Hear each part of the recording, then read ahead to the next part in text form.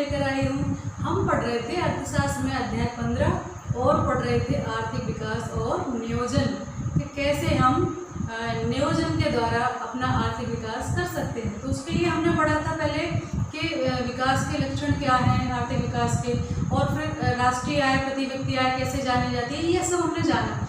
अब हम जानते हैं आज जो मैं पढ़ाने वाली हूँ आपको वो है विकास के संकेतक, यानी विकास हम कैसे पहचान सकते हैं कि ये देश जो है विकास कर रहा है और ये विकास की धारा में आगे बढ़ रहा है, ये पीछे। ठीक है, तो इसके लिए एक मंथन हुआ और संयुक्त राष्ट्र संघ ने अलग अलग वैज्ञानिकों ने अलग अलग अपनी अर्थशास्त्रियों ने अपनी राय दी और उन सब के निचोड़ के रूप में संयुक्त राष्ट्र संघ ने जो है 1990 में एक मानव विकास सूचकांक जारी किया है ना, एक रिपोर्ट प्रकाशित की। उसमें कुछ मापदंड दिए गए जिनके आधार पर ये तय कर सकते थे कि ये राष्ट्र विकसित राष्ट्र है, ये राष्ट्र विकासशील राष्ट्र है, ये राष्ट्र अविकसित राष्ट्र है। तो इसके लिए कुछ मापदंड उन्होंने तय किए हैं और अब ये रिपोर्ट जो है प्रतिवर्ष प्रकाशित की जाती है और उसके आधार पर किसी देश को नंबर दिए जाते हैं कि ये राष्ट्र, कुल 177 देश हैं, उनके बीच में इस राष्ट्र की स्थिति क्या है ना, तो ये जारी किया जाता है। तो आइए हम चलते हैं कौन कौन से वो संकेतक हैं जिनके माध्यम से हम जांच कर सकते हैं कि ये राष्ट्र कौन सी श्रेणी में आता है। पहला हम देखें जो संकेतक है वो ये है कि लंबे व स्वस्थ जीवन के लिए जन्म के समय जीवन प्रत्याशा उस देश के लोगों की कितनी है। तो भारत की हम बात करें तो 2014 की रिपोर्ट के अनुसार लगभग 68.3% के करीब जो है भारत की जीवन प्रत्याशा अब हो गई है, जो पहले कम थी। ठीक है, उसी तरह से भारत में अब जो जन्म दर है वो थोड़ी घटी है, मृत्यु दर घटी है, शिशु मृत्यु दर घटी है, मातृ मृत्यु दर घटी है। तो इस तरह से हम कह सकते हैं कि थोड़ा सा अब हम इस दिशा में आगे बढ़ रहे हैं। ठीक है, अगला है व्यस्त साक्षरता दर एवं कुल नामांकन अनुपात, यानी उस देश के लोगों की व्यस्त साक्षरता दर कितनी है। तो भारत की हम बात करें 2011 की जनगणना के अनुसार 74% हमारी साक्षरता दर हुई है, जो कि भारत के स्वतंत्रता के समय पहली पंचवर्षीय योजना के समय में मात्र 18% थी। तो हम कह रहे हैं कि ये थोड़ा सा हम आगे बढ़ रहे हैं, थोड़ा सा क्या इस मामले में थोड़ा सा ज़्यादा ही आगे बढ़े हैं।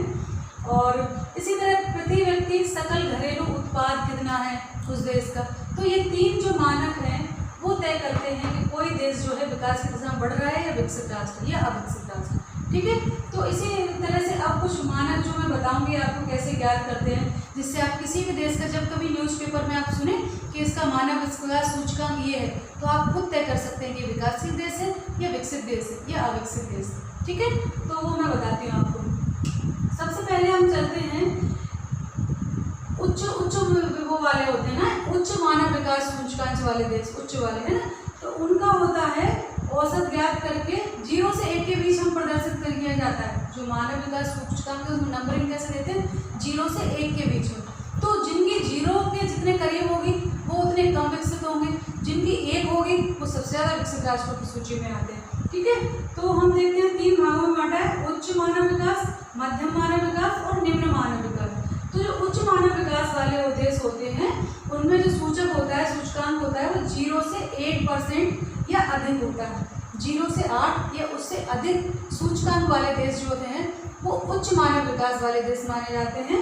और दूसरा है मध्यम मानव विकास वाले, तो इनका ग्राफ कितना होता है, 5.5 से 0.8 तक होता है, यानी 0.5 से 0.8 तक जिनका सूचक रहता है, सूचकांक रहता है, वो कैसे होते हैं, मध्यम मानव विकास वाले देशों की श्रेणी में गिने जाते हैं। उसके बाद तीसरा जो है निम्न मानव विकास वाले देश, ये इनकी स्थिति बहुत खराब होती है और ये जो है 0 से लेके 0.5 से कम इनका ग्राफ रहता है, तो वो निम्न मानव विकास वाले देशों की श्रेणी में उनको गिना जाता है। तो जो 177 देश हैं हमारे, उनमें हम बात करें तो बांटा गया है उनको अलग अलग, कितने देश किस श्रेणी में शामिल हैं ये बताना पड़ेगा मुझे, तभी आपको पढ़ा पाऊंगी। ठीक है, उसके आधार पर आप अभी तय करेंगे कि कैसे भारत किस श्रेणी में है ना, तो वो सारी चीज़ें हम अभी जानेंगे। तो आप जब कभी भी हम न्यूज़पेपर देखें या टीवी पे कभी सुने कि ये हर वर्ष प्रकाशित की जाती है, रिपोर्ट प्रकाशित की गई है संयुक्त राष्ट्र संघ ने, तो उसको गौर से सुनना। और अब जब आप देखोगे तो पहले तो समझ में नहीं आती थी, मुझे भी नहीं आती थी, पर अब समझ में आती है कि इसका क्या मतलब है, हर चीज़ का एक मतलब होता है। ठीक है, तो हम देखते हैं सबसे पहले कि कुल 177 देशों में 63 जो देश जो हैं कुल 177 जो देश हैं, कंट्री हैं, उनमें से जो 63 हैं, 63 जो देश हैं वो कैसे हैं? उच्च मानव विकास वाले, उच्च मानव विकास वाले, है ना, विकास वाले देश हैं। और उसके बाद दूसरे जो श्रेणी में आते हैं वो है मध्यम विकास वाले, ठीक है। तो मध्यम विकास वाले कितने हैं? मध्यम विकास वाले देश जो हैं, देशों की संख्या कितनी है? वो है 85, ठीक है। 85 कैसे हैं? मध्यम विकास वाले, ठीक है। और तीसरा जो है न्यूनतम मानव विकास वाले, तो 31 देश, 31 देश जो है निम्न, है ना, ये मध्यम वाले हो गए 85 और 31 निम्न विकास वाले, है ना, विकास वाले देश हैं। तो आप देखो इसमें थोड़ा सा यही कंपैरिजन हम कर लेते हैं कि ये 63 जो है उच्च मानव विकास है, तो सबसे ज़्यादा संख्या किसकी है? मध्यम विकास वालों की, है ना। 85 जो है कौन से हैं? ये मध्यम विकास वाले हैं। निम्न विकास वालों की संख्या कम है, 31 है। और ये अच्छी बात है कि जितने कम जो लोग हैं इस श्रेणी में शामिल हो उतना ही अच्छा है, ठीक है। अब मैं आपको एक चार्ट बताऊंगी जिसके माध्यम से आप देख सकते हैं कि कौन सा देश किस श्रेणी में आता है और भारत किस स्थान पर है, ठीक है। तो 1 से 10 करीब 10 देशों की मैं सूची जो है यहाँ बनाऊंगी और उनके माध्यम से आपको बताऊंगी कि कैसे हम ये मान सकते हैं कि कौन सा देश किसमें, ठीक है। ये आंकड़े जो हैं वो 2006 के हैं, है ना। तो सबसे पहले हम देखें देश का नाम लिख लेंगे। दूसरे नंबर पर जो है मानव विकास सूचकांक, मानव, मैं शॉर्ट में लिख रही हूँ, विकास सूचकांक 2004, है ना। और तीसरा है विश्व में स्थान, विश्व में स्थान, ठीक है। अब मैं आपको बताऊंगी कैसे आप जांच सकते हैं इसको, है ना। तो पहला है देश जो लेंगे वो है नॉर्वे, नॉर्वे, ठीक है, 1 पे। और दूसरा जो है वो है ऑस्ट्रेलिया, ऑस्ट्रेलिया, ठीक है। तीसरा मैं लूँगी आपका चीन, चीन हो गया। चौथा कौन सा है अपना? चौथा है इंडोनेशिया, इंडोनेशिया, ठीक है। उसके बाद पांचवा है, पांचवा कौन सा है? पांचवा अपना भारत है, भारत। छठा कौन सा है? छठा है अपना अपने पड़ोसी देश पाकिस्तान।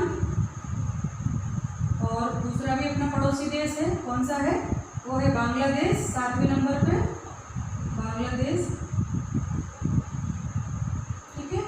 और उसके बाद 8वें नंबर पे कौन सा है? 8वें नंबर पे है नेपाल, वो भी पड़ोसी है अपना, नेपाल। ये तीनों तो पड़ोसी ही पड़ोसी है, ये 4 है ना, भारत, पाकिस्तान, बांग्लादेश, नेपाल। और 9वें नंबर पे कौन सा है? वो है मोजाम्बिक, मोजाम्बिक, ठीक है। और उसके बाद 10वां जो है वो है नाइजर, ठीक है। तो ये देश हमने लिख दिया। अब इनके सामने मैं सूचकांक लिखूंगी। तो नॉर्वे का जो है वो है 0.965, 0.965, ठीक है। और जो ऑस्ट्रेलिया है उसका है, ऑस्ट्रेलिया का 0.957, 0.957। और उसके बाद अगला है चीन, चीन का है 0.7 और 68। और अगला है श्रीलंका, और श्रीलंका तो मैं लिखने ही भूल गई यहाँ पर, 4थे नंबर पर है ना, 4थे पे श्रीलंका था, 6ठे पे भारत है। तो 4थे पे चलो यहाँ पर श्रीलंका में ऐड कर लो यहाँ पर, ठीक है। श्रीलंका ले लेते हैं, नंबरिंग बदल जाएगी। श्रीलंका, ऑस्ट्रेलिया को, चीन के बाद श्रीलंका है यहाँ, ठीक है, श्रीलंका है। और श्रीलंका का कितना है? वो है 0.755, 755। और इंडोनेशिया का कितना है? इंडोनेशिया का है 0.711, 0.711।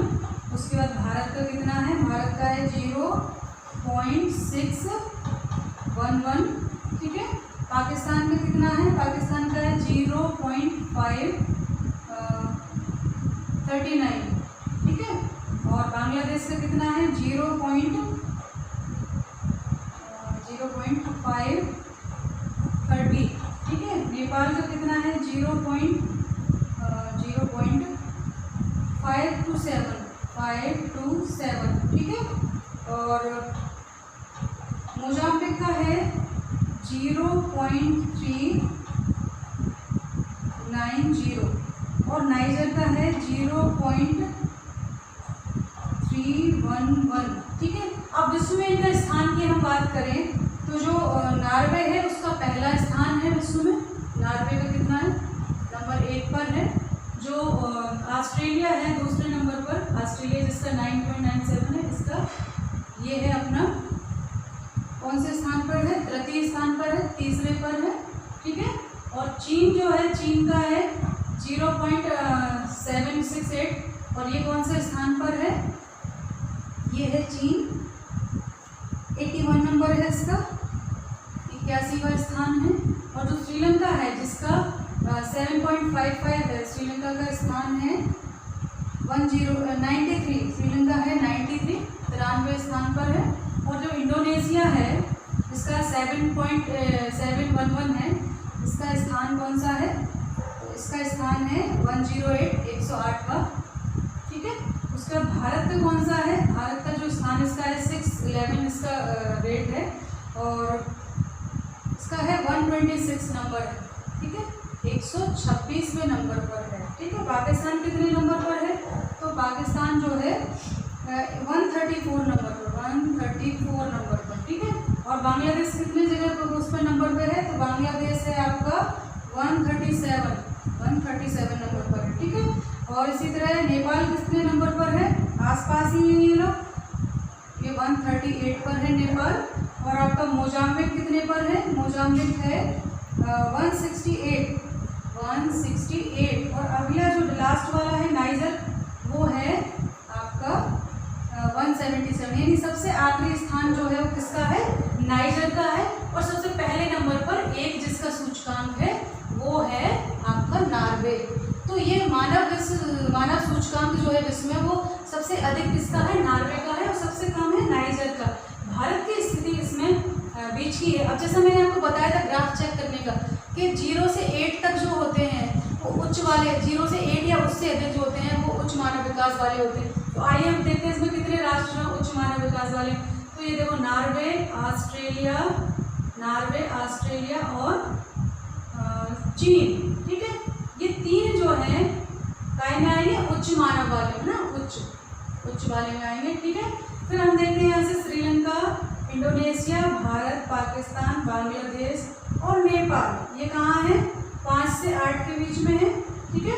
तो ये सारे देश काय में आएंगे, मध्य वाले में आएंगे। नीचे के जो देश हैं वो निम्न विकास वाले हैं, ठीक है, निम्न वाले कौन से, नाइजर और मोजाम्बिक। क्योंकि ग्राफ देखो आप यहाँ पर भारत का कितना है 0.611 और हमने क्या कहा था 0.5 से ऊपर जितने भी हैं 0.5 से 8 के बीच के वो सारे मध्यम वाले में आते हैं। तो अब आप भी इस तरह से निकाल सकते हैं कि कैसे हम जानेंगे कौन सा देश मध्य मानव विकास वाला है, कौन सा निम्न मानव विकास वाला है और कौन सा जो है उच्च मानव विकास। तो भारत की स्थिति कोई बहुत अच्छी नहीं है कि ये 126 का है तो हम ये सोच कर खुश हो जाते हैं पाकिस्तान से हमसे नीचे है, बांग्लादेश और भी नीचे और नेपाल उससे भी नीचे। तो इससे मतलब नहीं है, श्रीलंका एक बहुत छोटा देश है और आप देखो वो हम सबसे ऊपर है 7.55, 93 नंबर है उसका, जबकि भारत के मुकाबले बहुत छोटी कंट्री है वो, है ना। लेकिन फिर भी उसने अपना मानव विकास सूचकांक जो है बढ़ाया है, यानी जीवन स्तर जो है लोगों का, रोजगार पर नियंत्रण, शिक्षा पर नियंत्रण, है ना, और जनसंख्या पर नियंत्रण उसका कहीं अच्छा है, उसकी स्वास्थ्य सेवाएं अच्छी, उसका शैक्षणिक स्तर अच्छा है, इसीलिए वो मानव विकास सूचकांक में ऊपर है, ठीक है। ये हमने पढ़ा। आइए अब हम पढ़ते हैं विकसित राष्ट्र और विकासशील राष्ट्र क्या है, कैसे उनको मापा जाता है, उसका भी एक अपना आंकड़ा है, ठीक है। तो ये देखते हैं, ठीक है। सबसे पहले देखेंगे अपन कुछ देश होते हैं विकसित देश और विकासशील देश, ठीक है। क्रम किसको कहा जाता है कि जो अपनी रोटी, पानी, कपड़ा, भोजन, आवास, शिक्षा, स्वास्थ्य के क्षेत्र में नियंत्रण में स्थितियां हैं, उनको विकसित राष्ट्र कहा जाता है, जो आसानी से उपलब्ध करा पाते हैं। बहुत से ऐसे देश हैं जो भोजन भी उपलब्ध नहीं करा पाते हैं, उनको जो है अल्प विकसित या विकासशील देशों की श्रेणी में रखा जाता है। जैसे हम अमेरिका है, जापान है, ब्रिटेन है, इनको विकसित श्रेणी में रखा जा सकता है। भारत में बांग्लादेश वगैरह ये सारे देश हैं, इनको हम विकासशील देशों की श्रेणी में रखते हैं। ठीक है, संयुक्त राष्ट्र संघ ने एक परिभाषा दी है, उसमें कहा गया है कि विकासशील देश वे हैं जिनकी प्रति व्यक्ति आय अमेरिका, कनाडा और अन्य पश्चिमी यूरोपीय देशों से कम है, उनको जो है विकासशील राष्ट्र कहा जाता है। ठीक है, और एक उन्होंने आय दी है करीब 4,53,000, यस 4 लाख, विकासशील राष्ट्र की बात कर रहे हैं ना, विकसित एवं विकासशील राष्ट्र। ठीक है, विकासशील राष्ट्र। तो हम देखो इसमें बात करेंगे कि करीब 4,53,000 है ना, जिन देशों में प्रति व्यक्ति आय है वो कौन से हैं, विकसित हैं, और जिनकी 37,000 से कम, 37,000 या इससे कम है, वो विकासशील राष्ट्रों की श्रेणी में रखा जाता है। ठीक है, ये विकासशील श्रेणी में रखे जाते हैं। तो भारत कौन सा है, क्योंकि भारत की प्रति व्यक्ति आय 37,000 के आसपास है, तो ये विकासशील देशों की श्रेणी में रखा जाता है। ठीक है, अब हम बात करते हैं कि इसमें क्या मानक है। तो कुछ मानक हैं, जैसे कि कृषि पर निर्भरता जितनी ज़्यादा होगी वो देश कैसा देश होगा, वो विकासशील देश होगा। जिसकी जितनी कम डिपेंडेंसी कृषि के ऊपर होगी वो उतना ज़्यादा विकसित राष्ट्र होगा। दूसरा है प्राकृतिक साधन, कुछ मैं बना देती हूँ यहाँ पर, कुछ मानक हैं जिनके आधार पर विकासशील। तो एक तो है कृषि पर निर्भरता, ठीक है, कृषि पर निर्भरता।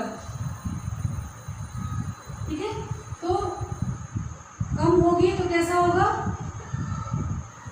विकसित राष्ट्र। ठीक है, और ज़्यादा होगी तो कौन सा होगा, विकासशील राष्ट्र होगा। ठीक है, इसी तरह संसाधनों की हम बात करें तो जो पूर्ण दोहन करते हैं वो कैसे राष्ट्र होते हैं, विकसित राष्ट्र होते हैं। ठीक है, जो पूर्ण विदोहन करते हैं, ये अपने संसाधनों का अच्छे से निचोड़ कर लेते हैं, अच्छे से दोहन कर लेते हैं, वो कौन से राष्ट्र होते हैं, वो विकसित राष्ट्र होते हैं। और जो नहीं कर पाते वो विकासशील राष्ट्र होते हैं। तीसरा है पूंजी निर्माण, यानी पूंजी निर्माण की जितनी उच्च दर होगी, पूंजी निर्माण, ठीक है, इसमें उच्च दर होगी तो ये कैसे होंगे, विकसित राष्ट्र होंगे। ठीक है, और निम्न दर होगी तो ये कौन से होंगे, विकासशील राष्ट्र होंगे। ठीक है, और उसी तरह से अगला है बेरोजगारी। ठीक है, बेरोजगारी तो स्वाभाविक है, जहाँ कम होगी वो कैसे होंगे, विकसित राष्ट्र होंगे, ज़्यादा होगी तो विकासशील राष्ट्र होंगे, है ना। और उसी के अलावा हमारी बैंक, बीमा, जन्म, मृत्यु, ये सब चीज़ें भी निर्धारित करती हैं कि जितनी ज़्यादा सुविधाएं होंगी वो विकसित राष्ट्र होंगे, जितनी कम होंगी वो विकासशील। इसी तरह से जैसे देशों का होता है वैसे राज्य भी होते हैं। जैसे भारत में विकसित राष्ट्र और विकासशील राष्ट्र की विकसित राज्य और विकासशील राष्ट्र की श्रेणी में कुछ राज्यों को रखा गया है। तो हम देखते हैं कौन से राज्य जो है वो भारत में विकसित है, कौन से विकासशील। तो आप देखो महाराष्ट्र, ठीक है, और आपका हरियाणा, ठीक है, केरल, आंध्र प्रदेश, ठीक है, और उसके साथ गुजरात, ये कैसे राष्ट्र है, ये विकसित राष्ट्र है। ठीक है, गुजरात है, केरल है, तमिलनाडु है,